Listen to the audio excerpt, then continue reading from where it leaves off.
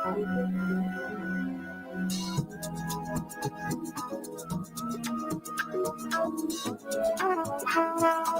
everyone.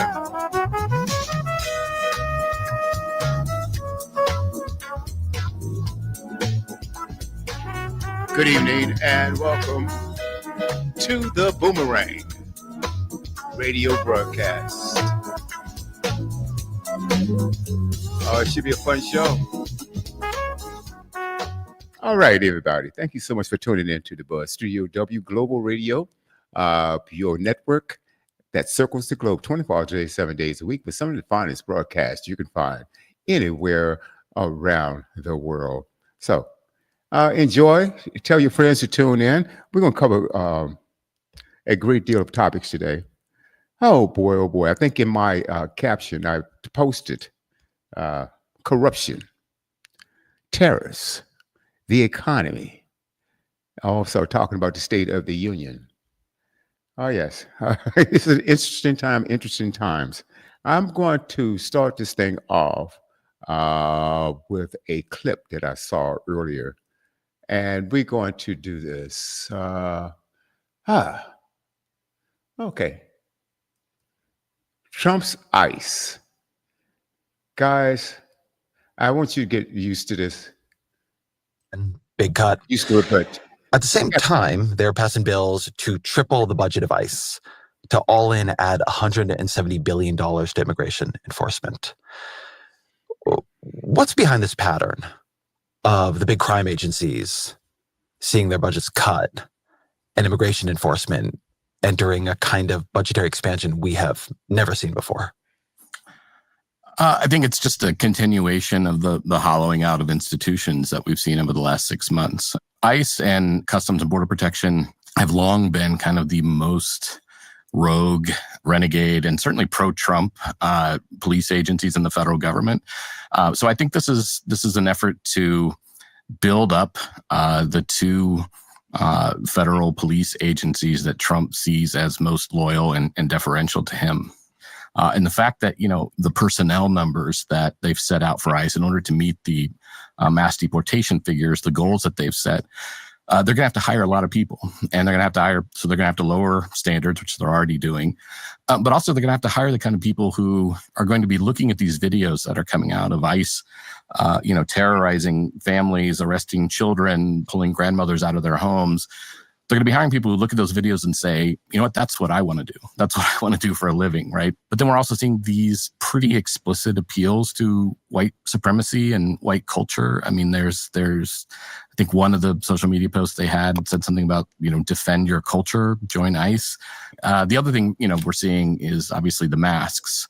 And I mean, we're seeing this all over the country. So, I think we're in a pretty terrifying spiral right now. And I've tried to, over the course of my career, be sort of level-headed and refrain from expressing things in too dire of terms. But I think we have entered kind of the worst-case scenario, and it's hard to see how we get out of it. What is the worst-case scenario? I think the worst-case scenario is that Trump sends active-duty military troops into any city that displeases him, any city where there's protests. But what I think we're seeing right now is Trump is attempting to build his own paramilitary force, right? They want people whose, first and ultimate sort of loyalty in this job is going to be to the president. And, I'm a journalist, not a historian, but I'm a student of history. And there aren't very many countries in which the political head of the country assembled his own personal paramilitary force that was loyal only to him, where things turned out well. So that's I think where we are right now.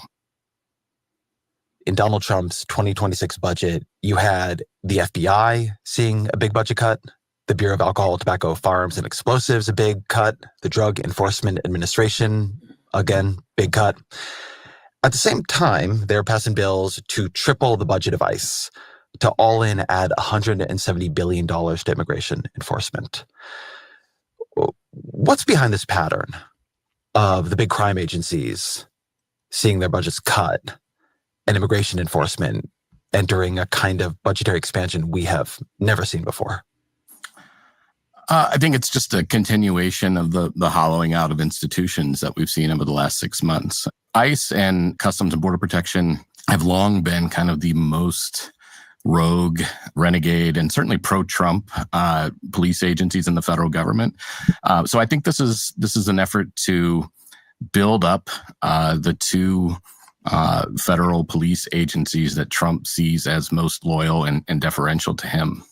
And the fact that, the personnel numbers that they've set out for ICE in order to meet the mass deportation figures, the goals that they've set, they're going to have to hire a lot of people, and they're going to have to hire. So they're going to have to lower standards, which they're already doing. But also they're going to have to hire the kind of people who are going to be looking at these videos that are coming out of ICE, terrorizing families, arresting children, pulling grandmothers out of their homes. They're going to be hiring people who look at those videos and say, you know what, that's what I want to do. That's what I want to do for a living, right? Mm-hmm. But then we're also seeing these pretty explicit appeals to white supremacy and white culture. I mean, there's I think one of the social media posts they had said something about, defend your culture, join ICE. The other thing, we're seeing is obviously the masks. And I mean, we're seeing this all over the country. So, I think we're in a pretty terrifying spiral right now. And I've tried to, over the course of my career, be sort of level-headed and refrain from expressing things in too dire of terms. But I think we're vastly, we have entered kind of the worst-case scenario, and it's hard to see how we get out of it. What is the worst-case scenario? I think the worst-case scenario is that Trump sends active-duty military troops into any city that displeases him, any city where there's protests. But what I think we're seeing right now is Trump is attempting to build his own paramilitary force, right? They want people whose, first and ultimate sort of loyalty in this job is going to be to the president. And, I'm a journalist, not a historian, but I'm a student of history. And there aren't very many countries in which the political head of the country assembled his own personal paramilitary force that was loyal only to him, where things turned out well. So that's I think where we are right now. Wow. In Donald Trump's 2026 budget, you had the FBI seeing a big budget cut, the Bureau of Alcohol, Tobacco, Firearms, and Explosives, a big cut, the Drug Enforcement Administration, again, big cut. At the same time, they're passing bills to triple the budget of ICE, to all in add $170 billion to immigration enforcement. What's behind this pattern of the big crime agencies seeing their budgets cut and immigration enforcement entering a kind of budgetary expansion we have never seen before? I think it's just a continuation of the hollowing out of institutions that we've seen over the last 6 months. ICE and Customs and Border Protection have long been kind of the most rogue, renegade, and certainly pro-Trump police agencies in the federal government. So I think this is an effort to build up the two. Okay, we're going to stop it right there. There's a lot to unpack. ICE, wow, $170 billion. Now, I thought this administration, when it came in, one of the primary goals was to cut back on the waste, fraud, and abuse. That sounds like a waste, fraud, and abuse to me. You are creating, or he's creating, perhaps the most funded, the largest police force agency in America. And they're recruiting people, and the types of people that they are recruiting are undertrained, uneducated, and the most cruel and corrupt types of people that I've ever seen in my life. And they call this law enforcement. And if you notice the types of the cities that they're going in primarily Black cities, targeting Black and brown people. They're snatching grandmothers. They're taking babies out of mothers' arms. Last week, I don't know whether you saw this report or not, but they tried to deport over 600 children. And I believe they wanted to send them to Guatemala or El Salvador. And the judge had to get up, I think it was 3:00 in the morning, and stop this shenanigans. If you take it the administration from top to bottom and look at, it's packed with not educated people, not sophisticated people, not people that are really there to enforce the law, but to invoke cruelty and harm and fear into the American people.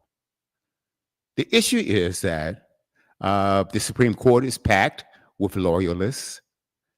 Congress is packed with loyalists. And we're not only talking about on a federal level, but we're also talking about in state and local jurisdictions.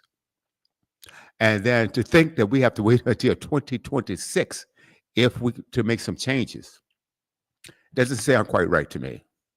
2026, 2026. Oh boy, that's a year and a half from now, a little less than that.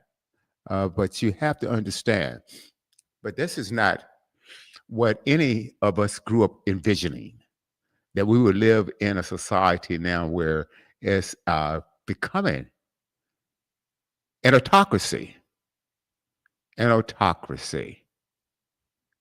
Sort of when you turn on the TV and you look at what goes on in North Korea, you look at what goes on in Russia, you look at goes on with these countries that you have dictatorships and autocrats and oligarchs running society.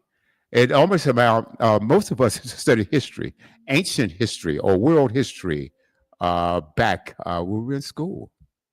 And we looked at some of these regimes and we said, wow. And at that time we're thinking, man, I'm glad that I didn't grow up in that. And you feel sorry for the people that have to suffer through that and go through that. Children being slaughtered. Look at prime example, look at Gaza. Look at Gaza, where an entire culture, entire population, they're being destroyed, murdered. And I mean, some of the worst atrocities you can find anywhere.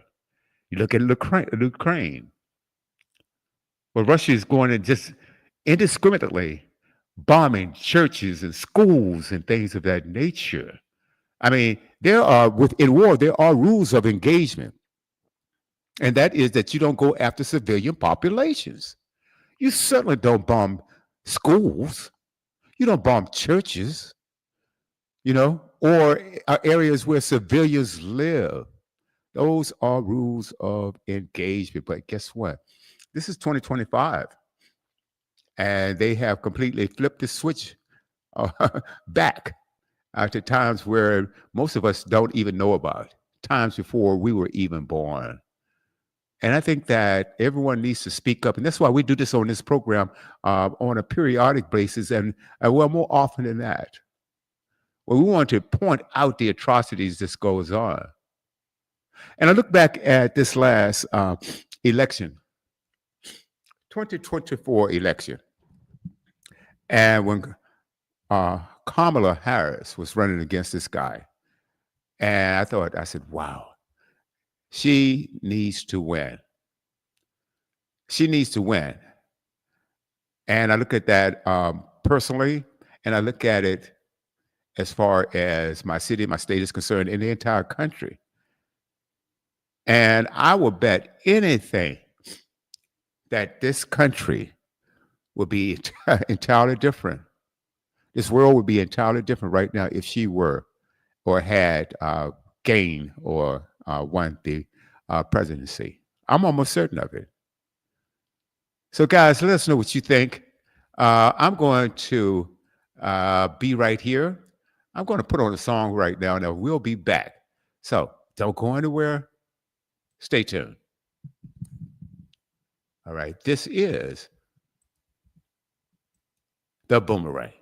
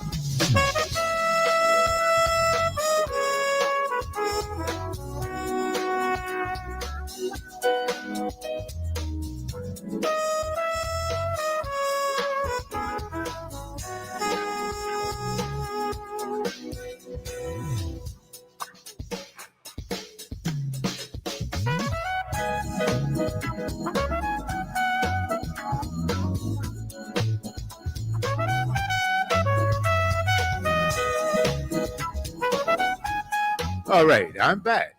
Hey guys, thank you so much for tuning in to the Boomerang Radio Show each and every Sunday, coming to you 3 p.m. on the West Coast, 6 p.m. on the East, right? And you can figure that out, 5 p.m. Central times. And so we just went over, just talked about a few things, and we we're talking about ICE. Oh boy. Oh boy, oh boy, oh boy. I think that everyone should be alarmed about what's going on, how these Gestapo-like people are going into our neighborhoods and terrorizing people. I mean, with impunity. It makes absolutely no sense. And anytime you have a police agency that are targeting children, they're camping outside of schools, snatching children, snatching parents, dropping off their children. They're on the way to work, they drop off their children, then the child is taken and the mom or dad is taken into custody without any due process. And I think this is especially important if you look at the fact that they are going into courthouses. Now, come on. There is a legal way to do this coming into the country. Also, applying for citizenship. And the way that you do that, you go to, you apply through the immigration office uh, to remain in this country until your case is being heard. A lot of these people are coming through the legal way, the legal process. You know, they may have fled from their country because of fear of being killed, the family being harmed, and it could be just because that particular country is corrupt, and or they're trying to escape torture, and they want a better life for their children. So you go to the customs, and you just want to come in, and you want to be heard, and the process is to go to court. And the rules are, if you have a court date, okay, and you want your case heard, you must show up to court. The flip side, if you don't go to court, you can be deported. You can, and in most cases, will be deported. Okay? So the people show up, and the next thing you know, they are being arrested for doing the right things. Okay? So it's like, it's absolutely incredible. It is incredible and incredulous to do this. And so I think that the United States was looked at one time as being like, I mean, the house on the top of the hill, the beacon of light. Okay, the place where everyone gets a fair opportunity.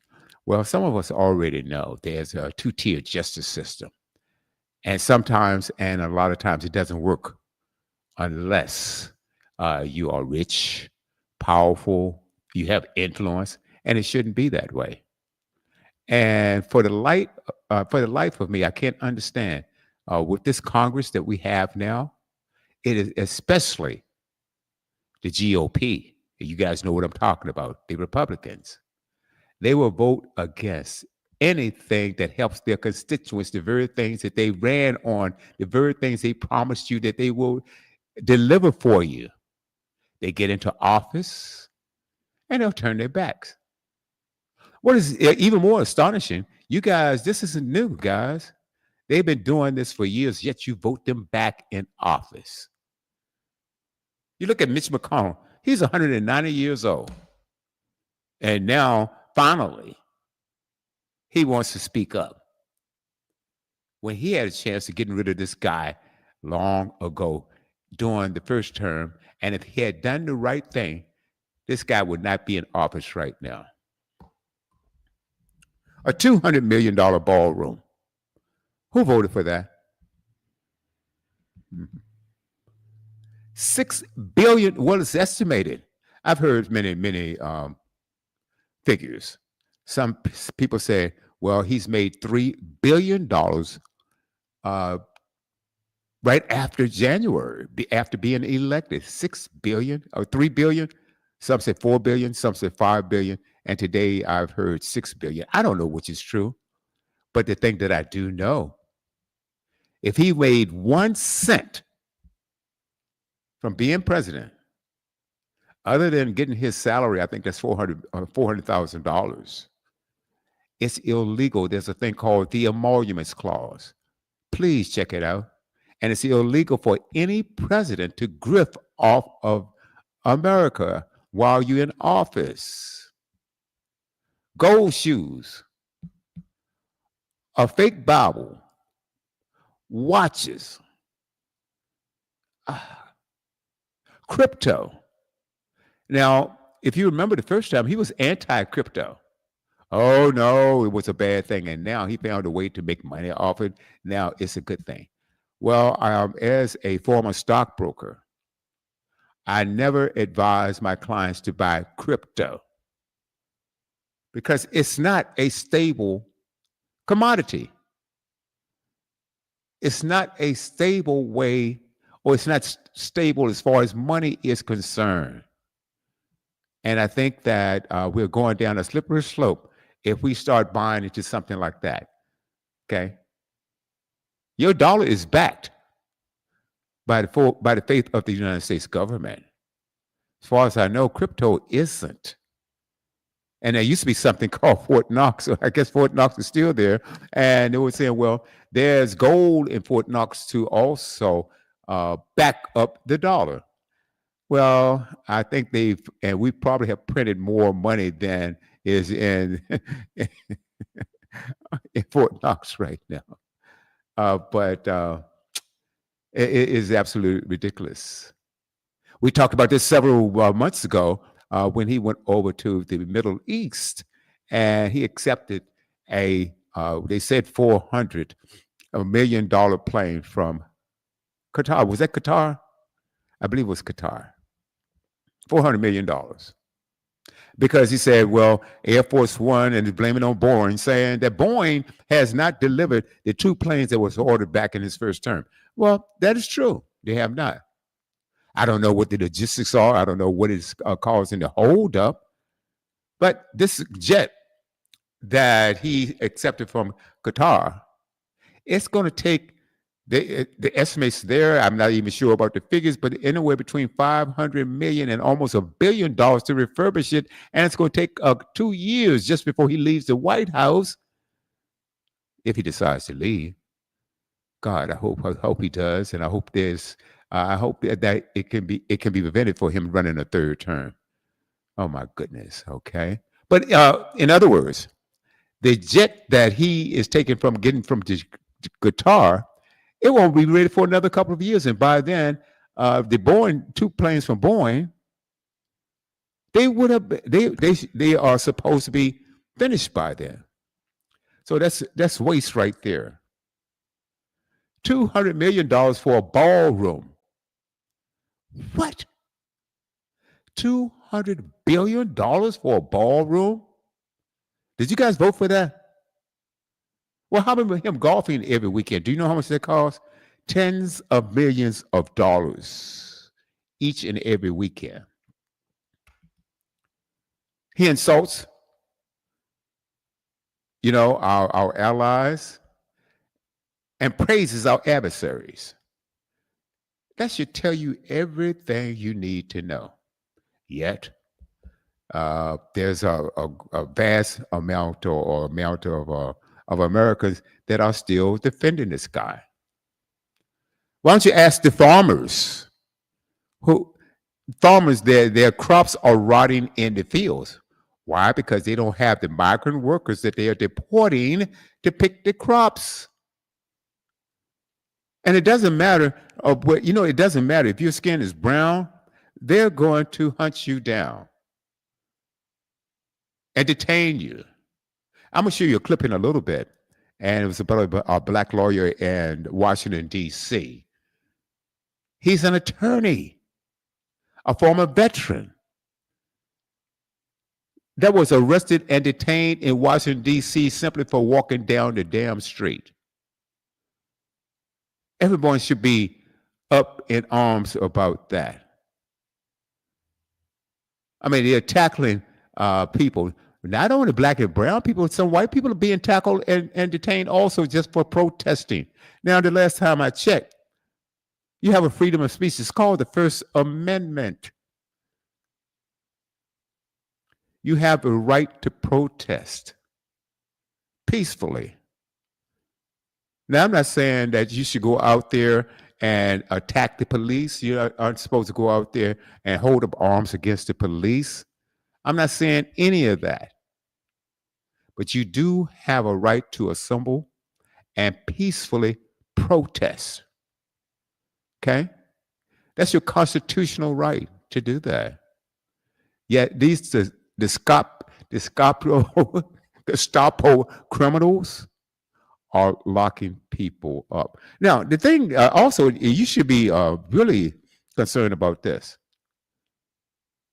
They have funded these clowns to the tune of $170 billion, $40 billion a year. That's your tax dollars. To do what? We are funding them to terrorize us. Boy, that doesn't sound quite right. It doesn't sound quite right at all. Arresting innocent people, deporting citizens. Citizens have been detained and arrested, and some have been deported. Remember the thing they call alligator Alcatraz down in Florida? Well, I think a judge just struck that down, and they said that has to be gotten rid of. They need to shut it down. How many millions of dollars did that cost? Waste, fraud, and abuse, huh? I thought this administration was about cutting down on the waste, fraud, and abuse, and this is the most wasteful, most fraudulent, and abusive administration in history. Going against all laws, defying court orders. And so, what do you think? If he has packed the courts and you've got corrupt judges that are willing to go along with this and let him do whatever he wants, God bless us, man. God bless us. We're in for a rude awakening here, folks. And so, what do you think? Let us know. Please go to our website. That is www.studiow.buzz. www.studiow.buzz.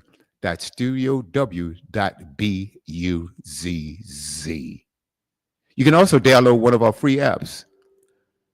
You go to your Google Play Store, if you have an Android device, and download Studio W. Apple, same thing. Go to your Apple App Store and download Studio W. This broadcast can be heard on Alexa, Google Play, Apple CarPlay, also Live 365, live365.com. Okay?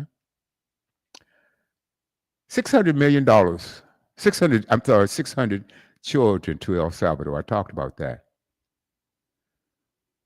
Recently, this past week, United States we attacked and bombed and killed people on a Venezuelan fishing boat. Now, they said fishing boat. I don't know. I don't know whether it was a fishing boat. They said whether it was a drug boat. And so it's our duty that Pete Hexill, you know that guy? Okay. Pinot Grigio Pete. Yeah. Never saw a glass of wine that he didn't like. Yeah, that guy. Married 3 times. Cheated on all his wives. Okay. Accused of sexual improprieties. Yeah, that guy. And he's running the Pentagon. And if you notice, the most incompetent people in this administration, and we can go down the list. Pam Bondi, the Attorney General. Kash Patel, the head of the FBI. Dan Bongino, Assistant Director at the FBI. Good Lord, JFK Jr., that whack job. Well, he admitted that the brains had ate half his brain. Worms have eaten half of his brain. Good Lord. Now, I don't know how many people can work with half their brain missing. That makes no sense to me.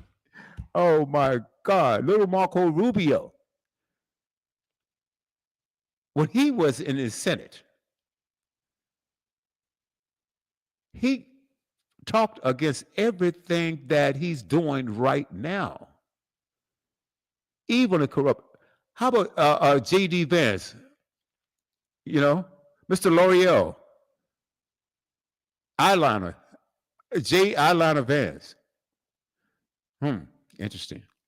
And if you look at his history back in college, you know, to be anti-gay, well, maybe he did drag for fun. I don't know. Maybe he did. I saw him with a gold dress on, right, and a wig. So you guys tell me, maybe it was a Halloween costume, but I don't think it was Halloween. I don't think it was Halloween. And you can go all the way down the list from the finance secretary, Department of Education, Linda McMahon, head of the Department of Education, who has vowed to dismantle the Department of Education. And they want to take the money out of your public schools and funnel that to private schools. That's not a dog whistle, folks. Take the money from public schools and put that in private schools. Now, our public schools are in trouble as it is. So what's the solution? Oh, you take more money from them. Because many of these families that go to public schools, they couldn't afford to go to private schools. Oh, yeah, you get a voucher. But the people that's going to private schools right now, they are rich enough to afford it. They're already rich enough to afford it. So what signals are you telling your constituents? What signals are you telling the people of this country? What are you doing? Makes absolutely no sense. I touched on it earlier. You talked to your farmers who are talking about they're losing their farms. They are losing their farms. But you know what? There's a plan for that too. They have a plan for that. Because guess what? When these people go into bankruptcy or they have to sell their farms for pennies on a dollar, you know who buys them up? Your mega corporations. This is what they're doing. That's why they drive the stock market up. And then the billionaires, they will yank the rug from under you. The stocks go down. When they yank their money out, that means they made a ton of money, right? So you know what happens again? Oh boy, we talk about recycle. We're not only talking about recycling plastic, we talk about recycling stocks. So when that stock goes down, they buy it back up again. Drive the market up to a certain price, then they pull the rug again. Market manipulation. They'll get on TV and make some insane remark. Then the stock market goes down. And these greedy oligarchs, they'll go back and they'll buy it all up. So you have to understand, it's not the little guy like me and you that drives the stock market. Don't fool yourself. Please do not be fooled. We do not drive the market, folks. It's your rich institutions. They buy billions at a time. And when those billions come out, the stock drops. It's just that simple. It's just that simple. If you want more advice on how to invest and protect your family, why don't you give me a call? Because this station, Studio W, the Buzz, it's an umbrella. It's one of our companies, and it's all under the umbrella of Studio of William Worldwide. That's WWW. That's William Worldwide. We have Studio W, the Buzz, and we also have WB Financial Services. So check us out. We can give you some advice. We will give you some advice. I am a former stockbroker. I'm still a financial advisor. I deal with retirement incomes and I also deal with insurance. So you can give me a call, 909-910-0265, 909-910-0265. And if you like our content, then go to our website, studiow.buzz, www.studiow.buzz, studiow.buzz. That's right, Emma. Don't forget the W, okay? But getting back, oh boy, alligator Alcatraz. I was talking about that before. How cruel that is. And they'll let you know. Well, the only way to get out of there, you have to go through the swamps, and they'll be eaten by alligators. The cruelty, people. And the thing that really burns my feet, I say feet because I try to keep it clean on this network. These people claim to believe in God. I don't know what God they serve. I really don't. But it's not the same one I serve. It's not the same. And I don't think it's the same one that you serve.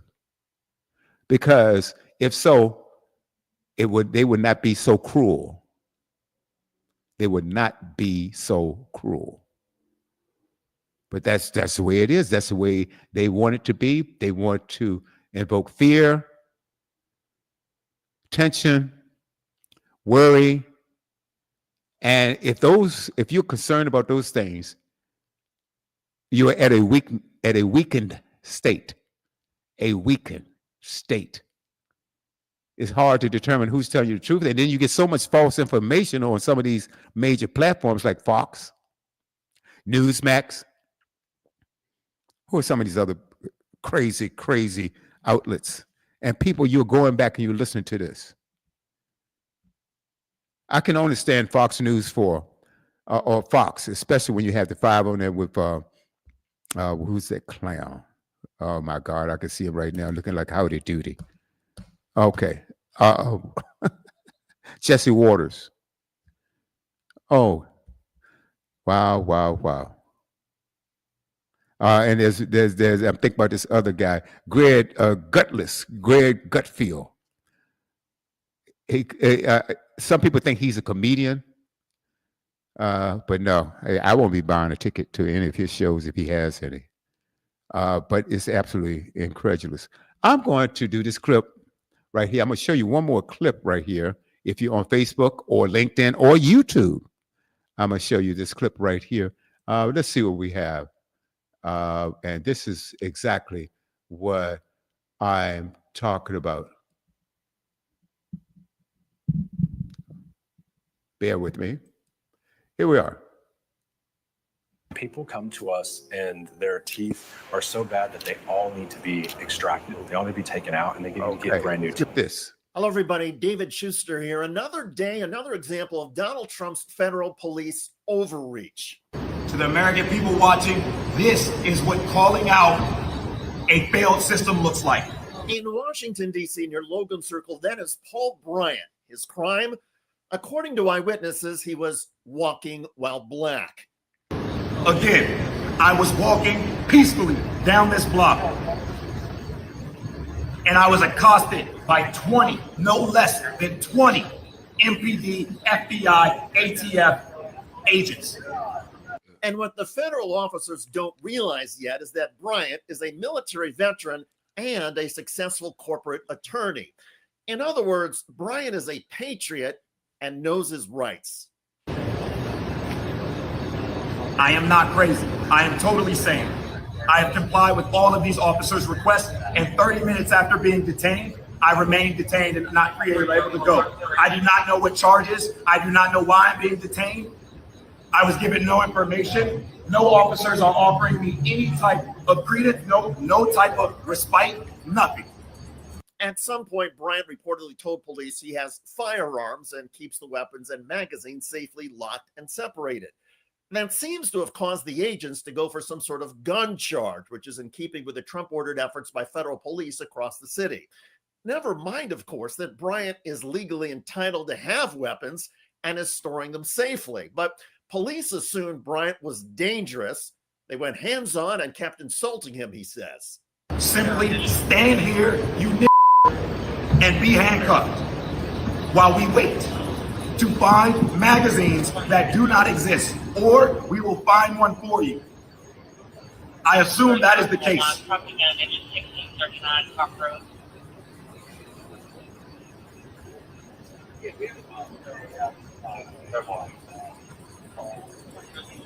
In another eyewitness video, Bryant states emphatically that federal agents have violated his rights. These officers are violating my civil rights under federal law, and I will be pressing charges on everyone who has physically touched me tonight, who has applied pressure to me in ways that I will not forget anytime soon. This is tragic. In a country where Black men are being killed by people that look just like this, I was sneered at, I was ignored, and I was not told why I was being detained. What are the names of the two officers holding you right now? This officer at Costello, he has his name blocked off. I do not know what it is, and I don't want to touch him for fear of my life. This is an FBI agent who I do not know. Aren't they only allowed to hold you for 10 minutes without charging you? They are trying to manufacture evidence. I do not have a magazine in my weapon because my magazine is in the trunk of my vehicle, which they would have known if they would have asked me. They did not ask me. According to local reports, Bryant was taken to a DC detention center and eventually released without charges. But legal experts say the arrest, placement in handcuffs, and refusal to be told the reason were all clear violations of Bryant's constitutional rights. Morally, the federal actions are even more infuriating in this case, given Bryant's reported history. We'll have more on that in a moment, but first, there are multiple indications that Donald Trump's federal police in Washington, D.C. are playing fast and loose with constitutional rights, especially in the search for weapons. Headline: Federal judge slams the lawlessness of Trump's D.C. takeover. Federal magistrate Judge Ziam Faraqui is not happy about Donald Trump's authoritarian takeover of Washington, D.C., and the resulting disrespect for basic constitutional rights. Yesterday, in his courtroom, was the case of Torres Riley, a Black man charged with unlawful possession of a firearm. Riley was on his way to a Trader Joe's when stopped by law enforcement, who searched his bag. Judge Faraqui called the search so obviously unconstitutional that a high school student would know it's illegal. And it's irrelevant that the search turned up a gun when the search itself is unconstitutional. The police are out there looking for everybody, and it seems they're looking for people that look like you, Faraqui said to Riley. You can't go into a grocery store without getting stopped and illegally searched. Riley spent 7 days in a DC jail before the Justice Department recognized the detention violated his constitutional rights and dismissed the charges. Judge Faraqui blasted the federal prosecutors for arresting Riley in the first place. Quote, "Lawlessness cannot come from the government. We're pushing the boundaries here. We're beyond the boundaries, and something is going to have to break." Judge Faraqui then apologized to Riley on behalf of the government and pointed out how fragile constitutional protections have become. Quote, "This is on your record forever," the judge said of the arrest. "The 7 days you spent in jail, nothing can undo that." It's not clear if Torres Riley is going to sue the Justice Department, but back to attorney Paul Bryant, who we started this video with and who is vowing a lawsuit for the racial profiling of him. Again, I was walking peacefully down this block, and I was accosted by 20, no less than 20 MPD, FBI, ATF agents. Keep in mind, Bryant served our country as a member of the military. He graduated from West Point and was an infantry officer in the Army before starting his legal career. Like many veterans, Bryant has reportedly had bouts of PTSD.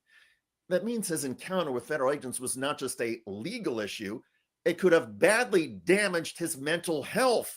And when police, instead of showing empathy and respect, arrest first and worry about basic humanity later, it can be especially traumatic for people who have already suffered.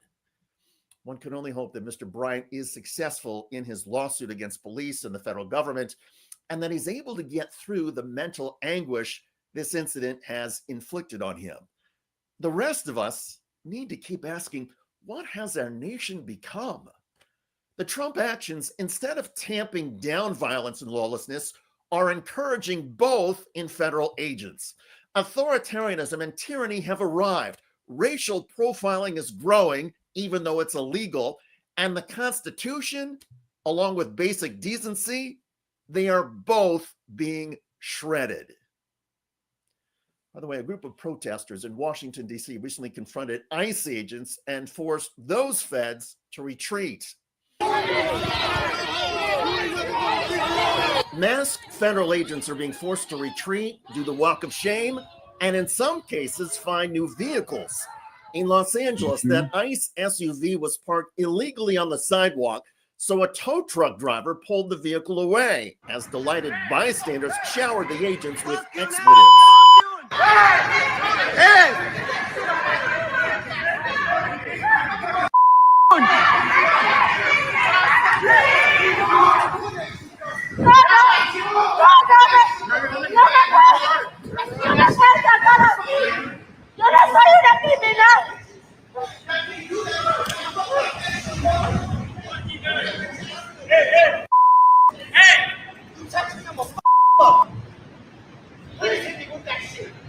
You touched me and I'm going to F you up, said the man in the black jacket to ICE. He apparently called or helped the tow truck driver.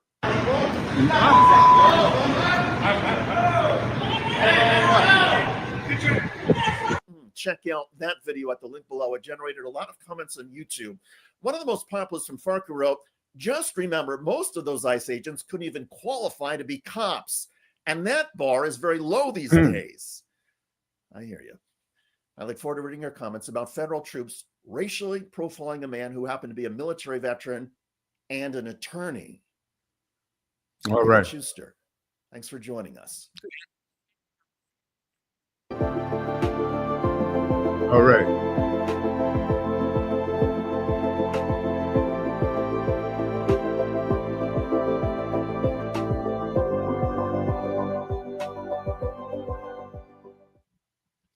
All right, we're back. Oh man, oh man, oh man. And if you can believe that, yeah. Okay, if there's one AI site builder you need to meet, this is Dope Tech from Wix. Okay. And we're back. Yeah, it's happening. As a matter of fact, I saw a clip earlier this week. It was about some black men, black young men. They were just in D.C. and they're playing basketball. Guess who shows up? ICE. And the guy said, we're just here to play basketball. Nobody was committing any crimes. No one was doing anything. But this is, and you know what this guy is trying to do? He's making an example out of Washington, D.C., just like he's threatening to go into Chicago and into Baltimore and any city that has a black mayor. Guys, don't you see what's happening? When the number one place or the deadliest place in the United States is Baton Rouge, Louisiana. But you know what? They voted for Trump. The most dangerous states in America happens to be red states. So if you're trying to solve a problem, wouldn't you go where the problem is? And I'm not saying that Baltimore doesn't have its problems. Yes, they do have their problems. But crime is down in Baltimore. I think it's something like 30%. Crime was down in Washington, D.C. by 30%. I think it was 26% in 2024. Crime is down in most American cities. Yet the red states have the most crimes than the blue states. Can wrap your head around that. Wrap your head around that one. So it's not about crime, folks. It's about control. And it's also about diminishing the power of the Black and brown communities. That's what it's all about. You already know that. I was talking to people years ago, and I was talking about this guy being a racist. You know, so I don't like even calling his name. And the guy, no, he's not a racist. He's not a racist. Where you get that from? I said, man, look, do you remember the Central Park Five?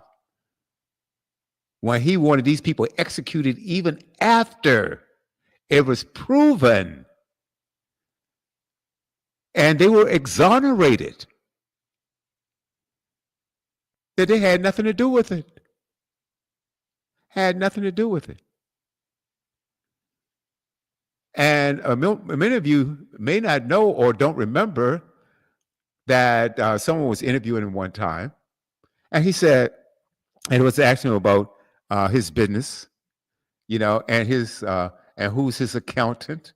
And I don't know how the subject came up, but his statement was he would never let a Black man count his money. I have a personal story. My mom used to have buses. She used to take buses up to places like the boardwalk up in New Jersey. She used to have bus trips to New York and places up in the Northeast and around. And they were, I think they were they had to be in New Jersey, and they went to one of Trump's casinos. And or they were in or taking a tour, and they stopped by one of Trump's casinos. Some wanted to, you know, engage in a little gambling, having some fun, and some just needed to use the restroom, whatever it is. Guess what? They were not allowed to come in. It's also stated, oh, let me go back. They were not allowed to come in.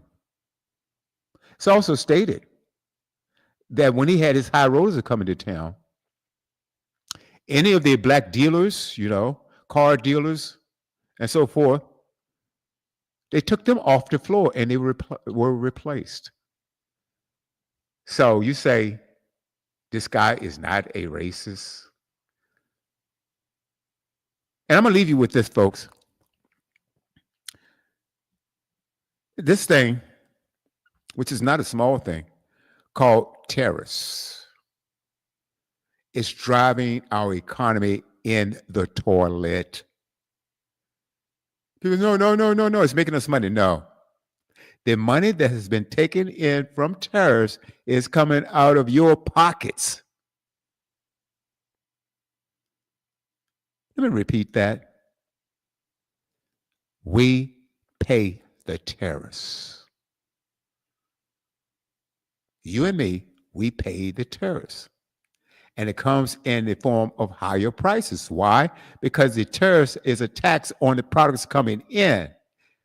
And the manufacturers, some of them have been absorbing some of those, but not all, folks. And they're beginning to pass those on. General Motors just reported, because of tariffs, they just lost $5 billion, that's with a B, dollars, $5 billion. So anyway, that's it for me, folks, today. Hey, thank you so much for tuning into The Buzz. Make sure you come back in a few hours. We're going to have some fun there. We're going to have some fun. And that is Sunday Night Gold with yours truly, WB and the Jazzy Diva.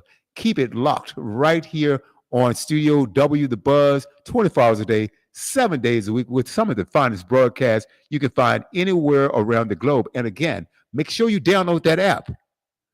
Go to your Google Play Store and download Studio W, Apple Studio W, available on Alexa, Google Play, Apple CarPlay. The website is www.studiow.buzz, studiow.buzz, and also Live 365. Until